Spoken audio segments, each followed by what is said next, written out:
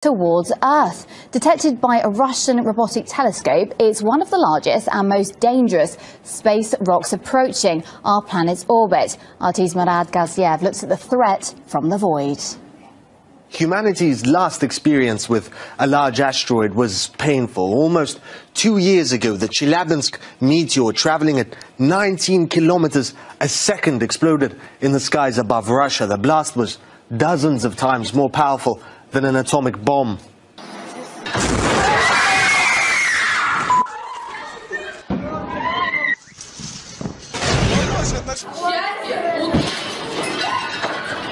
But that meteor was only 20 or so meters in diameter, weighing about as much as the Eiffel Tower.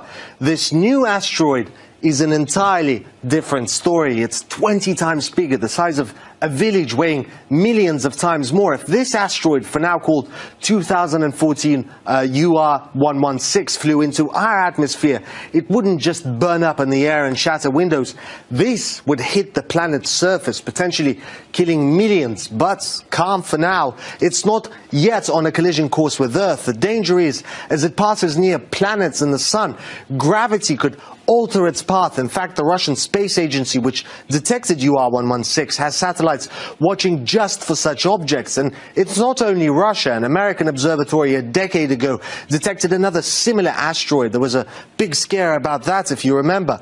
Apophis was named after the Egyptian god of evil, and asteroids that size hit Earth on average once in 80,000 years. NASA gave it a very real chance of impacting our planet, though that was later revised down. But the danger from asteroids is very real, and astronomers are increasingly keeping an eye out and thinking about what to do if they confirm a collision course, though don't expect anything quite as dramatic as Bruce Willis leading his team of misfits to save the world. Signs predicted by Bubba Venga. She is called the Nostradamus of the Balkans, and with good reason. Bubba Venga, the blind Bulgarian clairvoyant, who died 20 years ago, is believed to have predicted the rise of the fall of the Twin Towers, the 2004 tsunami, and the global warming, among a host of other events. Horror, horror, the American brethren will fall after being attacked by the steel birds. The wolves will be howling in a bush and innocent blood will gush, is, according to her followers, what she said about the fall of the Twin Towers. Here are 10 predictions that the blind Bubba made for 2016 and beyond. Europe will cease to exist, according to Bubba Venga. The continent will cease to exist by 2016, and all that would remain will be empty spaces and wasteland, nearly devoid of any form of life. She is reported to have said that chemical weapons would be used by extremists against Europe. China will become the new superpower. As per her predictions, China is set to become the new superpower in 2018, bringing an end to the United States and its economy. According to her, the exploiters, the developed nations, will become the exploited, the third world. In 2011, the International Monetary Fund had also predicted that China's economy will overtake that of the US in 2016, emerging as the new superpower. Hunger eradication. Bubba Venga has predicted that hunger will get eradicated sometime between 2025 and 2028. Onto Venus. Humans will travel to Venus, according to the Bubba, in search of new energy sources. They might even set up a colony there. Ice caps melting. According to the Bubba, ice caps will melt by 2045. The rate at which the ice caps are melting already due to global warming does seem to suggest the same. Cloning of organs. As per Bubba Venga's predictions, body organs will be cloned in 2046, and that would be the easiest method of the return of communism. By 2076, communism will return to Europe and the rest of the world. Underwater civilizations. By 2130, civilizations will learn how to live underwater, with the help of aliens. The death of the Earth. By 3797, everything on Earth will cease to exist. However, humans will be advanced enough to move. Caught in a huge lie, and we are in serious trouble. It's time to pray like never before. Videos, photos, and Bible prophecy are included in the body of the article.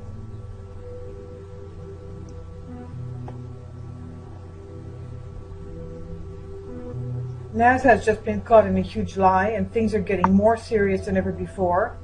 If there was ever a time to lie down flat on your stomach, just like King David did, and show total humility to God, the time is right now, says Lynn Lees. She says, first let me begin by showing you all of NASA's lies in relation to the breaking news I'm about to share with you. Then after you see all of their lies for yourself, you'll have the final confirmation that we are indeed heading for an event so destructive, so out of this world literally, we can't even begin to fathom it.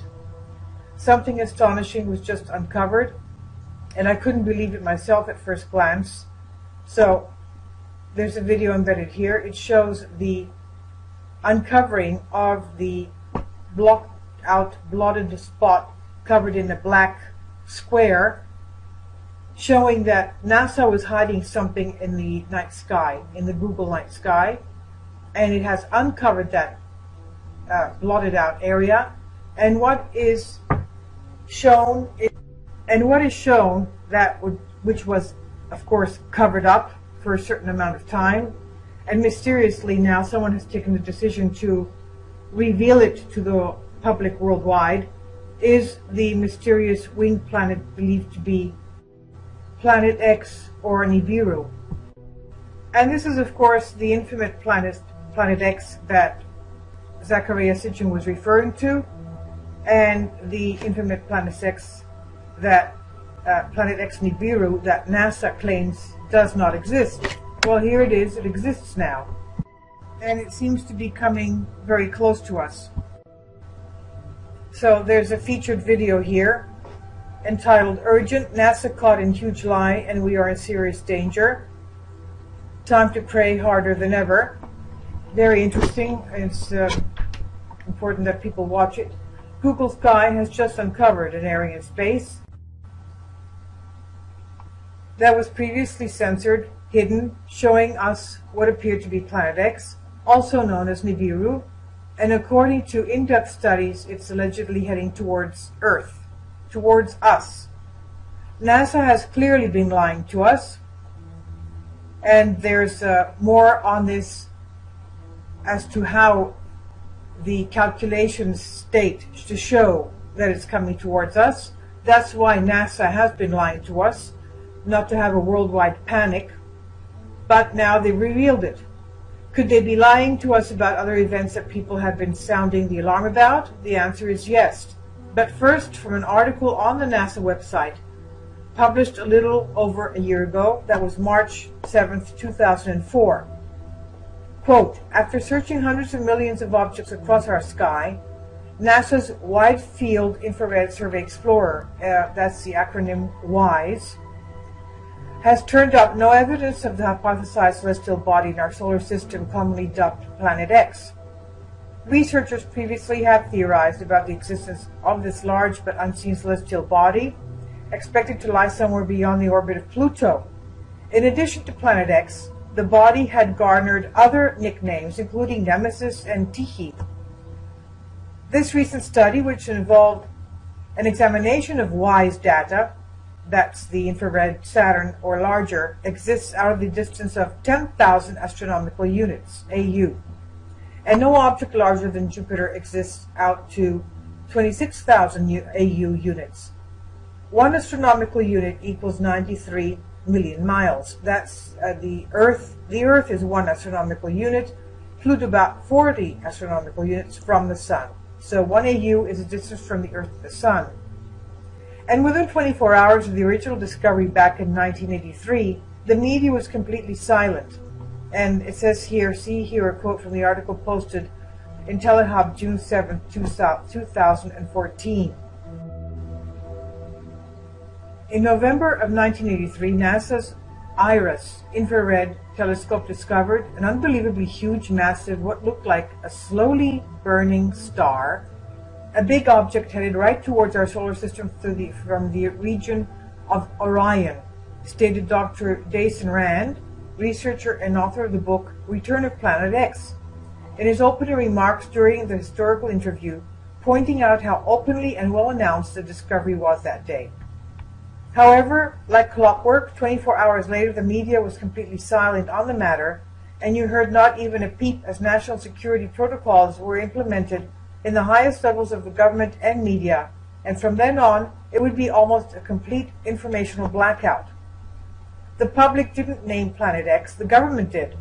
That's the first rule of Planet X 101, Rand pointed out passionately. Rand then made mention of the 1984 U.S. News and World Report article, which revealed yet another clue to what NASA found. They named it a brown dwarf star, said Rand.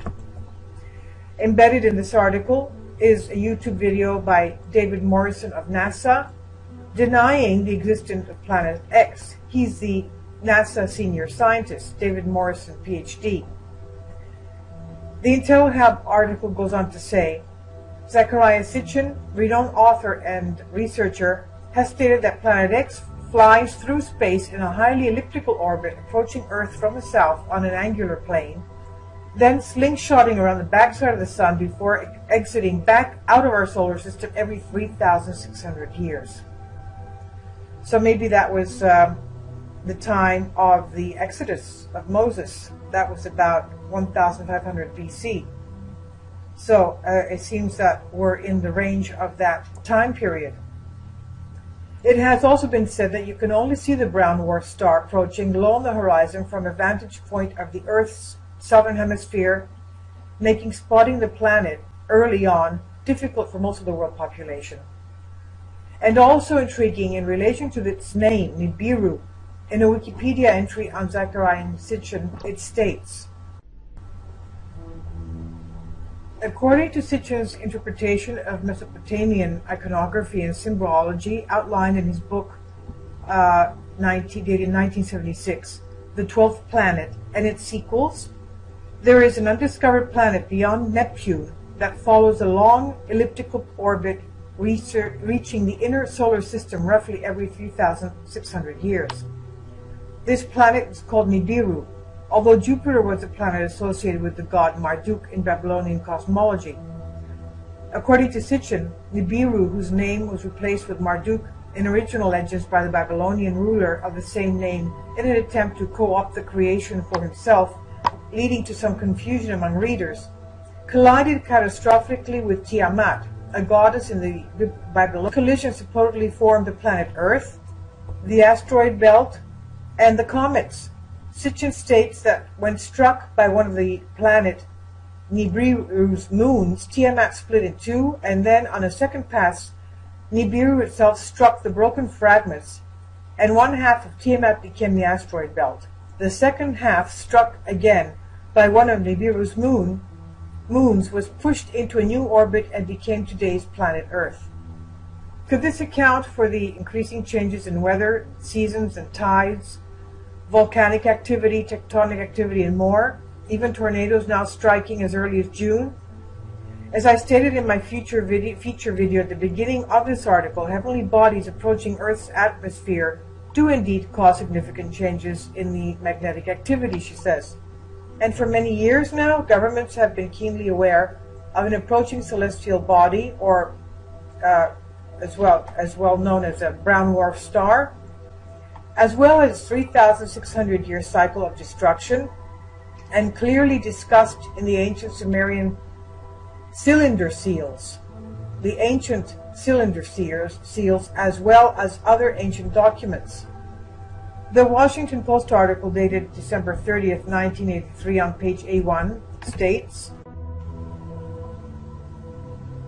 a heavenly body, possibly as large as the giant planet Jupiter, and possibly so close to Earth that it would be part of this solar system, has been found in the direction of the constellation Orion by an orbiting telescope aboard the U.S. infrared astronomical satellite. So mysterious is the object that astronomers do not know if it's a planet, a giant comet, a nearby protostar that never got hot enough to become a star, a distant galaxy so young that it's still in the process of forming its first stars, or a galaxy so shredded in dust that none of the light cast by its stars ever gets through.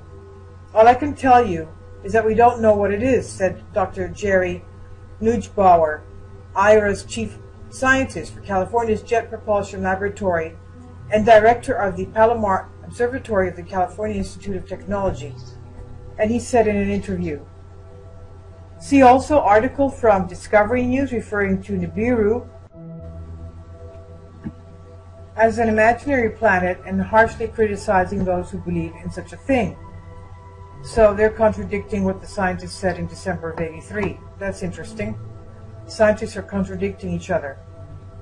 Planet X Nibiru exists. Planet X Nibiru doesn't exist. From an article issuing a statement NASA was forced to publicly make weeks ago, it said, NASA knows of no asteroid or comet currently on a collision course with Earth, so the probability of a major collision is quite small, said a NASA spokesman. In fact, as best as we can tell, no large object is likely. Now Google Sky uncovers an area in space that was previously censored, hidden, showing us what appears to be Planet X Nibiru. And from what it says in IntelliHub, for years it's been speculated by conspiracy theorists and some astronomers that Google Sky had been censoring what's known as Planet X or Nibiru from the general public's view online. And now, shockingly, this massive swath of Google Sky that was covering up what was, of course, the bright-winged Planet X Nibiru that was censored has been made visible by Google for anyone wishing to see, for our viewing pleasure. As of now, it's currently unknown why Google restricted access and why it unrestricted access to the planetary system, which was the focus of the late Zecharia Sitchin, who wrote numerous publications on the planet Nibiru. And that is the image we have with a close-up shot in 2005. You can see the winged disk as described by Sitchin and others, and it's almost uncanny. The system is currently located at 5 hours, 42 minutes, 21 seconds. There's another interesting YouTube video embedded in this article by Gilles Broussard of the YouTube channel Planet 7X, and his video is entitled Summary of Events of Planet 7X. It's interesting, we should all watch it, very informative. Based on his calculations, he believes Nibiru should go past the Earth on March 26, 2016, on Passover. That's the Easter period. He also believes that based on his in-depth research, this has always brought some major biblical event. The 3,600-year cycle, that is. Here is his future video in this. It's embedded in the article. I'll leave a link below for you. You can see this. And there is a video by Paul Begley as well, and he mentions the same thing as well, what Gilles Broussard has done. And they refer to, of course, biblical prophecy. So, and this is what Broussard states in his About section on his YouTube channel. He says, is Planet X real, and is it biblical? My main focus is to inform viewers of the findings in the field of biblical astronomy, and how these resulting anomalies correlate to biblical records. 3 years of research along with astronomical software models of each event that have a repeated overlay to a depth and degree to which the data cross-validated itself was beyond expectations. And it says, number 1, a representative portion of the information collected. Number 2, charts, graphs, and other data supporting the existence of a mystery planet, which is called Planet 7X, for 7 times Earth's diameter. Number 3, there's a very strong evidence indicating its imminent end time appearance. So he says he doesn't claim to have all the answers, but the considerable research that he's conducted is accurate to the extent of his ability to correlate the data. So I'll leave a link below for you. This is very interesting, worthwhile watching these YouTube videos, especially of the Gilles Broussard, Planet 7X. God bless you and God help us all. This is, of course, our Lord Jesus Christ's prophecy, as what he told his disciples, what would come before the second coming.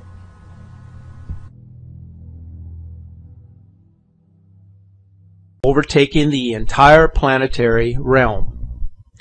No location is spared except those which are preordained as safe havens for the protected portion of humanity that is to be safeguarded.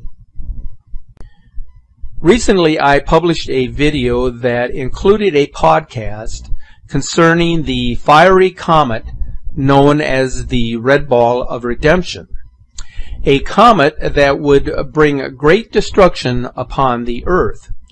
This was known as the Bayside Prophecy. Even the third secret of Fatima is said to concern the end times, which is why it was never officially released by the Vatican. The primary agent of such massive global change is usually referred to as a shift, specifically an axis pole shift, where the Earth actually shifts on its axis by a number of degrees. An axis pole shift is the only planet-wide geophysical event which can generate so many predicted changes. The historical record, both geological and archaeological, is replete with hard evidence of periodic planetary catastrophes. Planet X, in fact, has experienced global landmass rearrangements at the closing of eras and the conclusion of epochs since the beginning of time. As we approach the current denouncement of the Age of Conflict, also known as the Iron Age, it is certain that Mother Earth will once again turn on her axis so that the old lands can be rejuvenated and refreshed, which is deemed a necessity, so that the new lands can emerge to sustain the new race of humanity is likewise an essential byproduct of axial pole shifts. Therefore, the real question is just what kind of celestial event would provide the requisite interplanetary dynamic to precipitate a shifting of the Earth on its axis. There can be only one possible scenario for such an event to occur, and that would have to be a celestial intruder of great order that would possess all of the right stuff to cause the Earth to literally roll over and stay there as the new normal. Hence, we see more of a logical explanation than ever afforded to the various schools of thought which promote a Planet X. As you can see here, the planet of the crossing has many different names given to it. All of these names have been provided as candidates for the heavenly body, which may be responsible for both past and future catastrophes here on Earth. That's not to say that there are not other diverse possibilities when considering the various apocalyptic scenarios which the planet has been proven to undergo. However, asteroids and large meteors, gamma bursts and supernovas each have their obvious deficiencies when trying to explain an event like a pole shift. Of all of the theories which abound, and there are many on the internet, the narrative surrounding Hercolubus seems to be the most plausible. It also appears to be the one which forms the basis for all the others. Even the Nibiru story and their Anunnaki travelers seem to have originated from the Hercolubus version of earth-shaking events. It's true the Sun has been going through some major changes over the past few decades.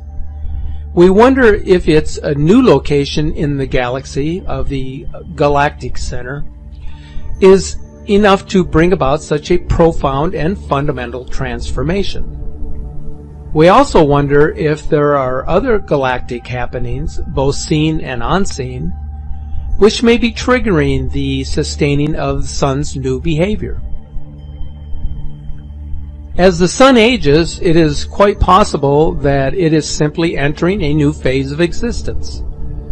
However, there does exist an overwhelming body of evidence which points directly to the influence of a sizable planetary sphere within the outer reaches of our solar system. This would also explain many of the other recent and radical changes undergone by all of the other planets in our solar system recently. Especially one with an immense gravitational field would be required for an axis shift to occur. Such a celestial body would also have to possess other extraordinary properties and unique features in order to effectuate a pole shift, as is often foretold. The catastrophes described in ancient sources were traumatic experiences common to all mankind.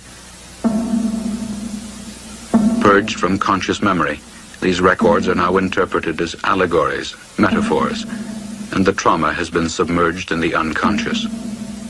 Collective amnesia. A revolutionary theory of the universe based on the records of the past has challenged the fundamental beliefs of modern science for more than 2 decades. Today, the unexpected findings of space explorations have confirmed many of the predictions of this theory.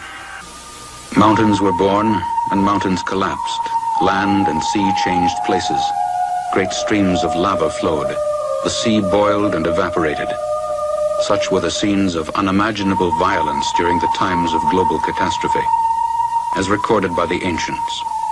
Here in the New York Herald Tribune, Explosion in Science, the artist's conception of what happened when the heavens burst. What happened during the 1500 BC upheaval, which we read about in the Bible as the exodus of the Israelites from Egypt, and the phenomena or upheaval that accompanied that. And this is the artist's conception of what happened in Palestine and Mexico and China. Lightning, meteorites being rained down as the comet's head came closer to the earth, followed by floods. Same in Mexico, where water swept over the entire land, great gigantic tides. There were repeated changes in the Earth's orbit, in the lengths of day, the seasons, and the year. In these catastrophes, entire species of animals were annihilated. Others proliferated from wholesale mutations. Mankind was decimated. Are you serious? Are you serious? The water's turning blood red. See here, except I want to show you what I mean about their technique of just blacking things out. Like I said, they used to me it looks like some of the older stuff, they used to take like a black Sharpie marker, just black out what they didn't want and then rescan it. And I'm going to show you how they do that. When I say they cover something up with black, this is what I mean. Oh, what do we got here, NASA? Whoa! There's numerous photos that they do this in. Numerous. I can't even count them. You know, look at some of this stuff. But this is what's going on. This is what NASA's doing. And then they release this stuff to the public.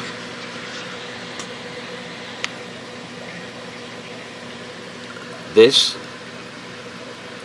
is from the Cassini probe. This is Titan. I don't even believe that this is here, first of all, okay? There's definitely something behind it that's emitting all types of light. Now, if you can tell me how this is not, look, they just covered part of it. I don't even believe that this is, I believe that this is just cut in. It's too much of a perfect circle. They used like a circle tool and just cut this out and pasted it, as far as I'm concerned. But this nonsense, this is what I mean when I tell you that NASA's blacking something out. This is. So while we all went about our lives yesterday, we came very close to a catastrophic event here on planet Earth, and we didn't know about it. It turns out we just missed getting hit by an asteroid. A piece of solid rock, roughly the size of a 10-story building, Now, I say just missed because it came within 45,000 miles of us. That's a lot closer than the moon is, and scientists say way too close for something that big. Had it struck, again, the people who tell us about these things, say the impact could have had the force of 1,000 Hiroshima-strength atomic bombs over a huge area of the Earth. There are quite a few theories about how the world might end. For example, it's been suggested that there could be a big solar storm which would take the world out. Well, we get solar storms from time to time, and they're a bit troublesome if you're an astronaut. Indeed, not good news if you're an astronaut. But down here on Earth, we're protected by the Earth's magnetosphere, the effects of the magnetic field. And okay, solar storms can disturb that. They can produce currents in power lines that sometimes cause trouble. They can take out satellites, stop satellites working. So they could affect our GPS and any telephone calls that go by satellite, for example. But they're not going to end the world. Every so often asteroids do hit the Earth. We know, we can see some of the craters. There's Meteor Crater, or Barringer Crater as it's properly called, in Arizona. And there's traces of a very big crater, partly on the Mexican Yucatan Peninsula and partly under the sea. That big crater was the result of an impact about 65 million years ago, and it's thought that's what caused the extinction of the dinosaurs and many other things. So a big thing like that could cause us some problems. Broadly speaking, what happens is when something big like that impacts, it not only makes a crater, it kicks up a whole lot of dust into the atmosphere. And the atmosphere cuts out the sunlight, and that stops crops growing and foods fail and there's starvation and so on. So that is something we need to look out for, and we are looking out for. There's an array of telescopes all around the world monitoring the sky night after night, actually monitoring about 1,000 potentially hazardous objects, things that might come and hit the Earth one day. As they monitor them, they discover that the vast majority of them won't, that as they get the orbit more accurately, they see it'll miss the Earth. But if there was something coming to hit the Earth, we'd get 2 or 3 years' notice. And even with today's technology, we could divert it so that it didn't impact the Earth. And there's research going on all the time which will improve that technology to hit us. Some of the techniques they use to deflect an asteroid, one of them is to paint it white all over, which means it reflects sunlight very well. And the sunlight bouncing off the asteroid will push it sideways so that it'll move away and not hit the Earth. That's one of the neatest solutions. But they're also developing what they call gravity tractors, satellites that are pretty heavy and through their own gravity can attract the asteroid and make it change course. And there's also some that will actually physically hook onto the asteroid and tug it aside. So there's lots of ways of doing this. The magnetic field of the Earth, the thing that makes your compass point due north, that flips over every so often. And I'm using flip as a geologist would use flip. The flip actually takes 5,000 years.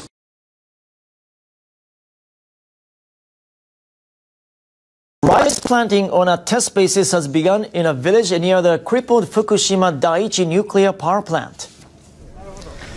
This comes after the central government lifted its ban on entering Kawauchi village in April. Rice planting in the area had been banned at all paddies following the nuclear accident last March.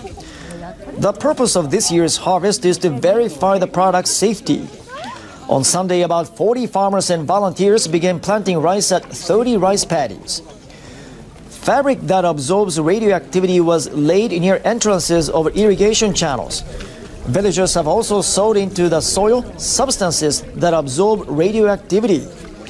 Once the safety of this year's harvest is confirmed, rice production will be fully resumed for the next season. I'm very happy to be planting rice along with so many others. I hope the safety of the rice will be confirmed so that the village can fully begin producing rice next year.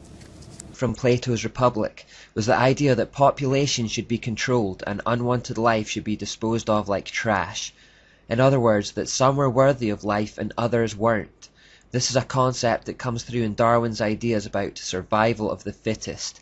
If we are evolving towards individual perfection by natural means, that would mean that collectively we are in fact evolving towards a utopian society of perfect men and women. However, in that case, those with perceived poor genetic material would be slowing that collective evolution, and so the whole process could be accelerated by getting rid of those who are not made of the right stuff. The end goal of a utopian society of purebred humans would justify the means of getting rid of the lesser ones. Remember that the full title of Origin of Species was On the Origin of Species by Means of Natural Selection or the Preservation of Favoured Races in the Struggle for Life. One of the major influences on Darwin was a man called Thomas Malthus, who received the blessings of French deist Jean-Jacques Rousseau and famous Scottish philosopher David Hume. Incidentally, David Hume has a prominent statue on Edinburgh's Royal Mile, and if you look at the back of it, you will see this sun god symbol. Now, Thomas Malthus authored a document called The Essay on the Principle of Population, where he concluded that, amongst other things, society should adopt policies that prevent the human population from growing disproportionately larger than the food supply. Malthus, again finding a root in Plato's Republic, proposed genocide to make sure this didn't happen. Specifically, he thought to target the poor. He says, "Instead of recommending cleanliness to the poor, we should encourage contrary habits. In our towns we should make the streets narrower, crowd more people into the houses and court the return of the plague. In the country we should build our villages near stagnant pools, and particularly encourage settlement in all marshy and unwholesome situations.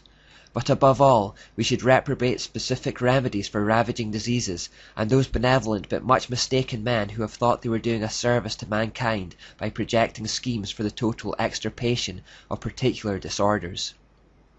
Malthus believed that by such methods, the undesirables in society could be effectively culled. He said regarding children, "We are bound in justice and honour formally to disclaim the right of the poor to support. To this end, I should propose a regulation be made declaring that no child born should ever be entitled to parish assistance.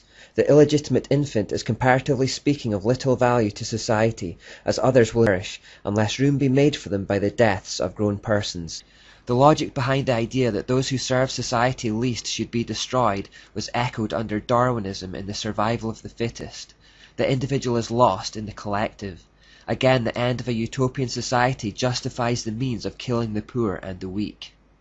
This naturally leads to another idea put forward by Plato, that people who are perceived to have pure genetic materials should be encouraged to breed amongst themselves to produce a race of supermen fit for ruling over the masses. This selective breeding is called eugenics. Eugenics actually found its Enlightenment era origin in Charles Darwin's cousin, Sir Francis Galton. Galton regurgitated the thoughts of Plato in his work, Hereditary Genius, which was basically a racist tirade advocating a system of selective breeding for purposes of providing more suitable races or strains of blood a better chance of prevailing over the less suitable. In other words, trying to artificially speed the upward course that evolutionists thought we were naturally already on. In truth, selective breeding had been practiced for some time amongst the elite. Inbreeding was commonplace amongst the ruling class to protect the genetic purity of their future stock. Galton merely took this idea and popularized it as a legitimate science. This very same tradition was in fact practiced by Charles Darwin himself in the hopes of maintaining a genetic superiority in his own bloodline. Darwin married the youngest granddaughter of his maternal father. Researcher Ian Taylor reveals the outcome of this project. Darwin's idea of inbreeding to produce superior stock can be seen to be a complete disaster in the case of his own 10 children. Of the 10, one girl, Mary, died shortly after birth. Another girl, Anne, died at the age of 10 years. His eldest daughter, Henrietta, had a serious and prolonged breakdown at 15 in 1859. 3 of his 6 sons suffered such frequent illness that Darwin regarded them as semi-invalids, while his last son, Charles Jr., was born mentally retarded and died in 1858, 19 months after his birth. Science has shown that inbreeding actually leads to speedier destruction of the genetic code rather than evolution because of something called biological mutations, which is why so-called purebred dogs are in fact more prone to health problems than mixes. The errors in their genetic code multiply as they are bred amongst themselves over long periods. But where true science fails, the religion of scientism continues stubbornly on. If they had followed God's wisdom in Leviticus 18, they would have heeded the warning not to commit incest, and they would have been all the better for it. In their own human wisdom, however, they persisted and reaped the consequences. The idea of eugenics continued to be promoted in the scientific community for a long time afterwards. At the turn of the 20th century, in 1901, the Statistics Department of London's University College became the headquarters for the Eugenics Education Society. Motivated by Galton's vision of a future utopia, ruled by a genetically engineered pure elite, the Eugenics Society grew into a successful political movement and would eventually inspire Hitler's Holocaust against the Jews. Population control is still a big issue for the elite today. As recently as May 24, 2009, The Times reported of a secret meeting of billionaires held in New York City, including the likes of Bill Gates and Oprah Winfrey, where the #1 issue on the agenda was how to cap the global population at 8... Bill Gates, interestingly enough. So watch this, listen to this, and we'll talk a bit and discuss population control.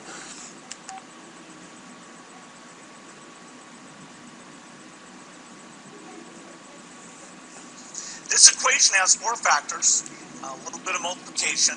So you've got a thing on the left, CO2, that you want to get to 0. And that's going to be based on the number of P2 being put out per unit of energy. So let's look at each one of these and see how we can get this down to 0. Probably one of these numbers is going to have to get pretty near to 0. Now that's back from high school algebra, but let's take a look. First we've got population. Now the world today has 6.8 billion people. That's headed up to, now if we do a really great job on vaccines, healthcare, reproductive health services, we could lower that by perhaps 10 or 15%. Alright, now I want to run that back because I know it's my phone and skips. People are going to complain about my video, blah, blah, blah, blah, blah. This is up on YouTube, as I said, so you can go watch it yourself. There's longer versions, shorter versions. But let's listen to what he really said. 6 billion going up to 9 billion. And if we do a really good job, let's really listen when he says that.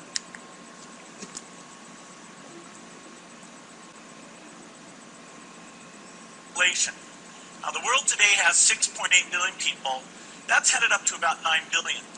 Now if we do a really great job on new vaccines, healthcare, reproductive health services, we could lower that. Wait a minute.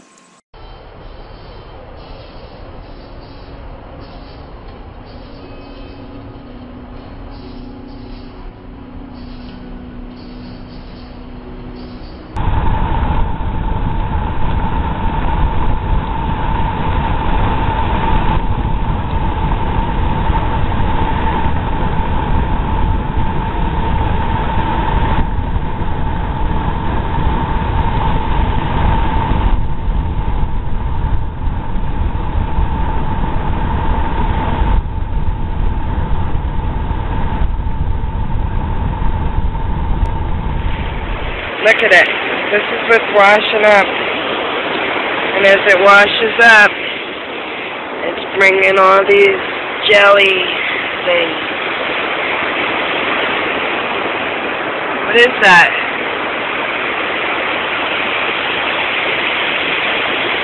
It's all over.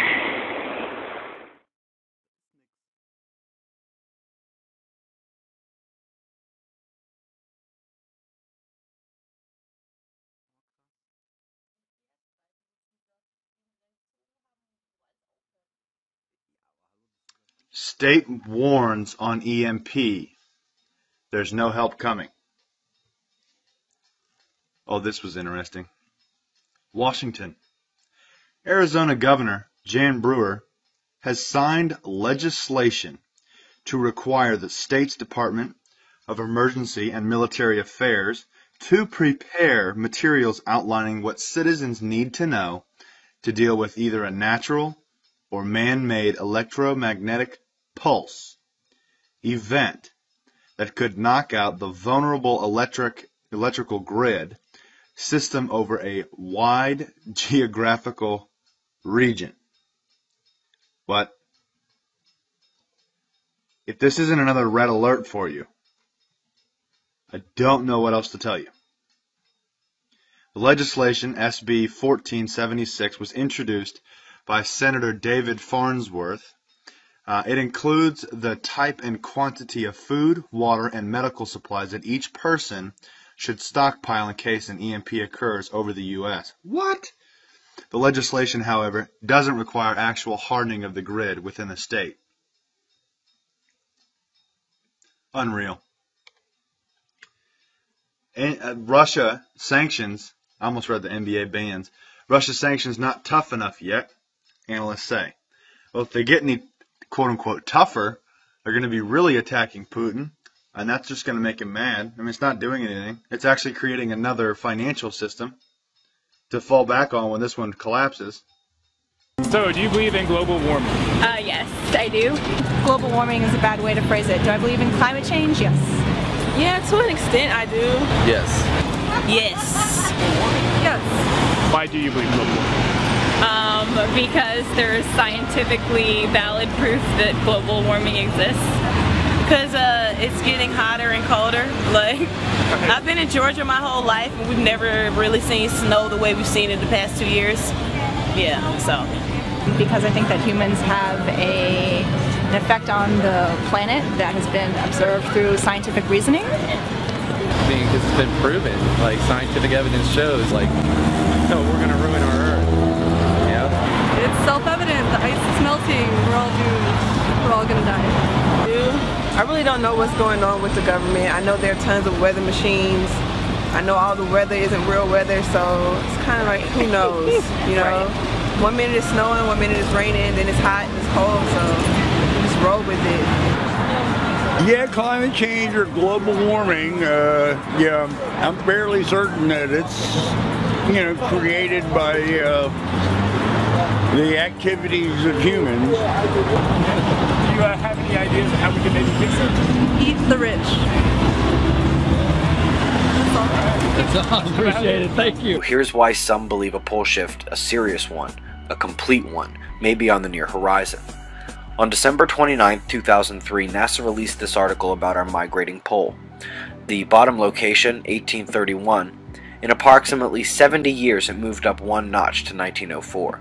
Approximately 70 years later, up in 1972, it moved considerably more. And it moved about that same distance in 29 years, well less than half the time. Now, the magnetic north was measured in 2005 at 82.7 degrees north, 114.4 degrees west. Now, each block here is 5 by 5 degrees, so it would be about here where the cursor is. A later study revealed that the pole is trekking towards Russia at about 40 miles per year, but not there yet. And that's all we know. Russia and Europe got tossed this winter. The USA had a light go of it. But the North Pole has not been measured in Russia, and if you happen to know otherwise for a fact, please send a link. Let's be clear, the increasingly fleet-footed North Pole may change direction, stop entirely, speed up, or something else. This may never be anything to worry about, and then again, a complete magnetic reversal could happen this century, or this year. If you read these articles, you will see that the pole is not going at a constant speed. Take that into your considerations. Be safe, everyone.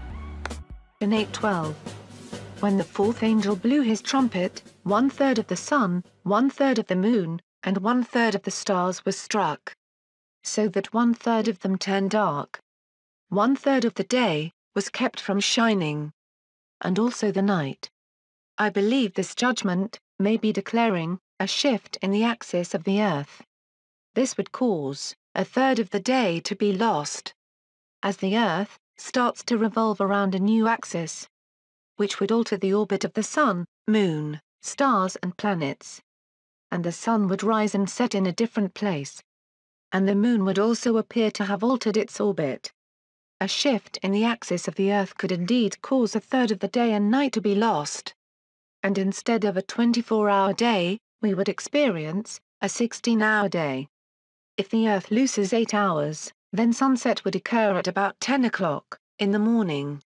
Which means, all the clocks in the world would have to be reset. God has done things like this before. In 2 Kings 20 verse 8, God made the sun go backwards, and then forward again. Which would mean that the Earth's rotation would have rolled back, still for a while. Which means that both the Earth and the Moon's revolution stopped altogether. The technology does exist. It is real as you or me, and it's a whole lot more out there than even the most diehard believers could possibly fathom. The truth is that we, and by we I mean this planet and the people of this planet, are in essence blind to what is really going on in the cosmos and interstellar space. What people call aliens, we call IBs, or in layman's terms, interdimensional beings. And what we found out and have known about since the early 70s is that, in simplest terms, other dimensions or planes, as we call them, exist and lay on top of each other, almost stacked, as if you had a blanket with another blanket stacked on top of it and another blanket stacked on top of it. To explain it so you can understand, you can imagine the Earth and our reality as a thin blanket, and all of these other higher dimensions are the blankets laying directly on top of ours. However, we can only see our own blanket. Now the alien beings, or the ships that we have seen in videos, and that many people have captured over the years, are in fact what we call jumpers, in that they exist in their relative dimensions, but have in fact jumped into ours. We have discovered that most of the time we are unable to see them, as they are at a wavelength indifferent to our own, and our senses, eyes and ears cannot detect. From the information that I have gathered and been briefed on, every planet, star, and galaxy within our own plane and universe, as we see it, exists also in these other dimensions. We've detected that we know of and that I've been briefed on at least 4 other dimensions that do exist. Now, as I said, every planet we know of, every galaxy does exist in these other dimensions. However, with each new dimension, each planet, galaxy, star takes on a different form. To explain it in the most simplest terms, you can look at our own planet, Jupiter, which is in the outer reaches of our solar system. Now, to us, it's a deadly gaseous planet, completely uninhabitable. However, when you look at Jupiter in an elevated dimension, you will see that it has completely changed in all forms. You will see that it's no longer a deadly ball of gas, but is now solid, has a different color, and is now inhabited. Tech to these higher dimensions and actually get a small view of what the solar system looks like on the other side, as we call it, in these other dimensions. There is much we do not know about the universe and how it works. However, here are the facts that I can confirm as truth and were made known to me, and that I and the other people that I worked with have been briefed on. Now, we are not alone in the universe. There are alien beings within our own dimension of space, as well as other dimensions. The planet Earth is an early stage, I guess you could say, training ground, if you will, whereby which we as beings will live until we advance to the higher dimensions. Now, we are not the bottom of the food chain, and we have discovered that there are at least 2 dimensions below our own plane. But that is as far as I will go regarding that. Now, I'm getting a little bit low on time, so I will leave you with a few other important things that people will no doubt want to know about later in time once this video is made public. Now, these are things that I have been briefed on by my superiors and that are common knowledge in the Black Ops community.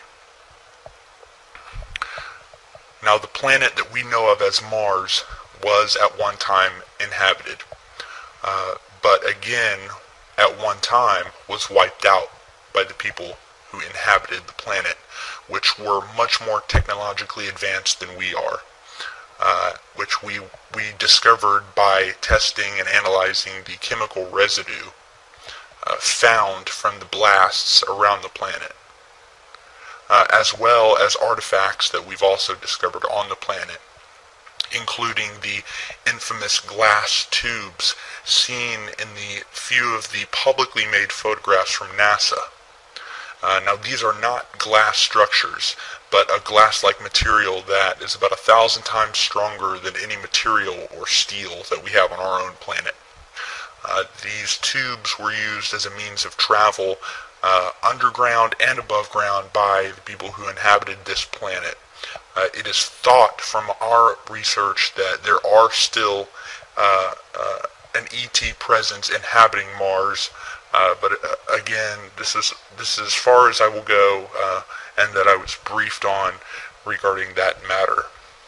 Now, I'm not trying to be completely vague, but I am trying to give you a picture of what is going on out there that doesn't completely put me in more danger than I am already in just by revealing the few things that I have.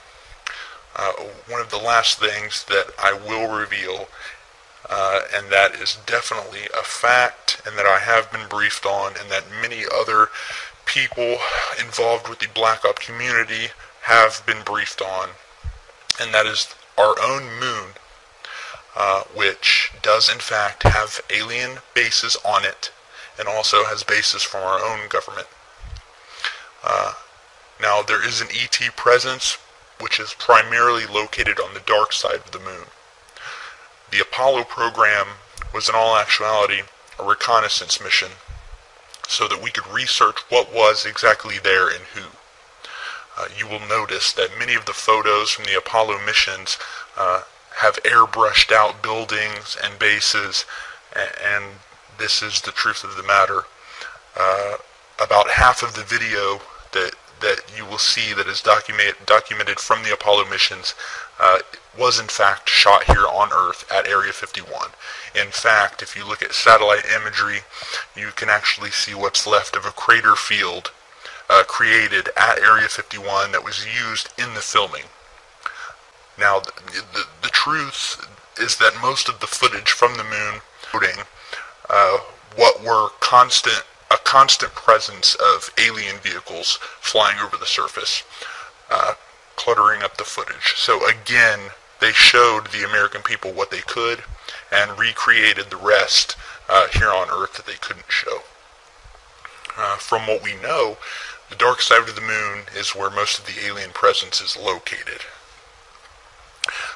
It's a more primitive alien race from what we can see, and our research tells us.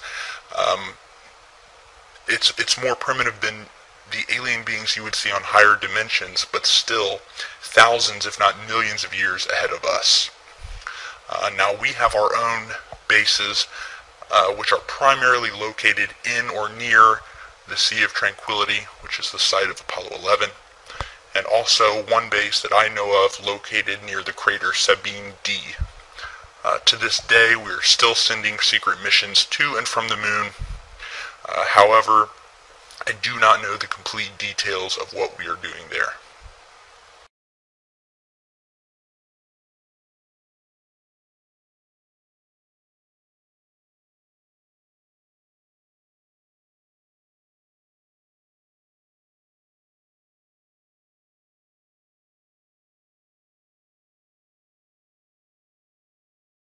Drawn-out war on drugs.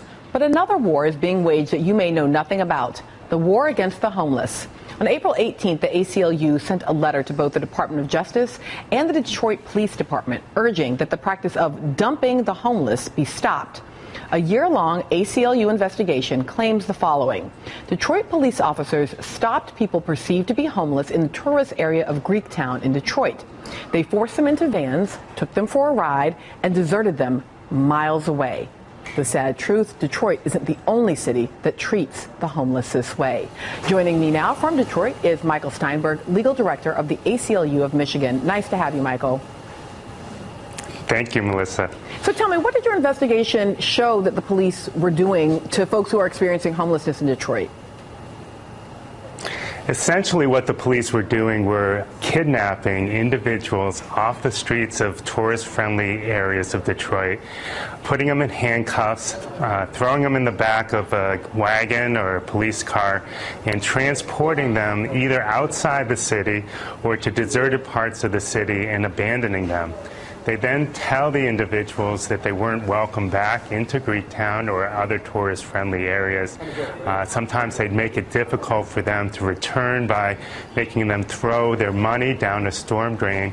And the problem, of course, is that the lifeline for many of these individuals is in Greektown. There are warming centers, there's food and churches and other services. So they'd have to walk sometimes through the middle of Michigan winter. One person had a blood clot in his leg. On to something. Okay. Didn't ask who we were. You know, get in the van. I asked him if I was free to go. He told me no. You took like maybe a 15-minute ride. You don't know where you're going, you don't know where you're ending up. Maybe when you get there, you're abused in some way. What would that feel like? And we're walking back. It took us almost 5 hours to get back. Walking, it was cold. So, Michael, have the Detroit Police Department or the Department of Justice addressed these concerns? Well, we had the quickest response time in Detroit by the police in history, I think. As soon as we sent our letter, they sent over 2 members of Internal Affairs saying they wanted to investigate it. They've met with some of the individuals that we've spoken to, and we hope it will put an end to it.